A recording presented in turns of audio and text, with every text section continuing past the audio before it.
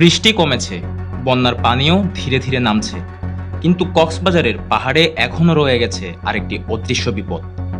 অতি ভারী বৃষ্টি ও বন্যায় জেলায় অন্তত ৩১ জনের প্রাণহানি হয়েছে, যাদের বেশিরভাগই প্রাণ হারিয়েছেন পাহাড় ধস ও ভূমিধসে।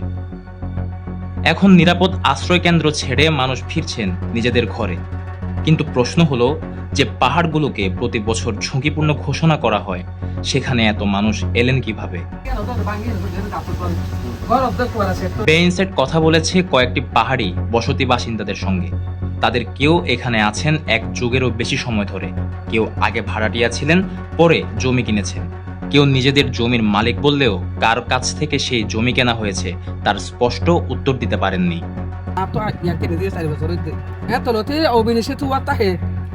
গত বছর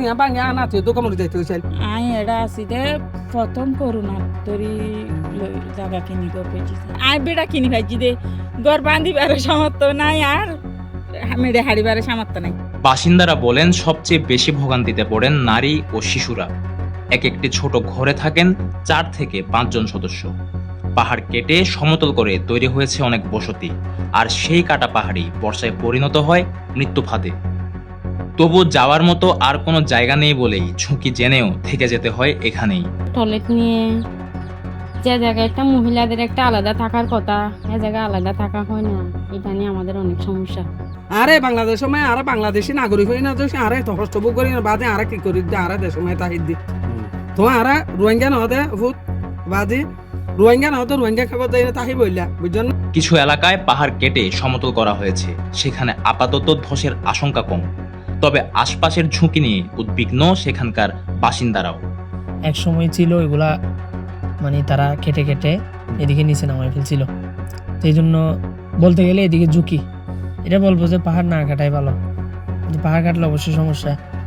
কক্সবাজারের সংরক্ষিত বনাঞ্চলের পাহাড় দখল করে গড়ে উঠেছে হাজার হাজার অবৈধ বসতি। এসব এলাকায় বসবাস করছেন ১০,০০০-এরও বেশি পরিবার। প্রতি বছর বর্ষা এলে এসব বসতি সবচেয়ে বড় ঝুঁকিতে পড়ে। সরকার বিকল্প আবাসনের পরিকল্পনা করছে। যেটাই সরকার আশ্বস্ত করেছে মহান জাতীয় সংসদে গত সপ্তাহে, এই পাহাড়ের পাদদেশে মানুষগুলোকে যদি আমরা সকলে বুঝাতে পারি তাহলে তাদের জন্য বিকল্প আবাসস্থল সরকার তৈরি করছে। আমরা মনে করি এই কাজগুলো যদি করতে পারি ইনশাআল্লাহ আগামী দিনগুলোতে ঝুঁকি।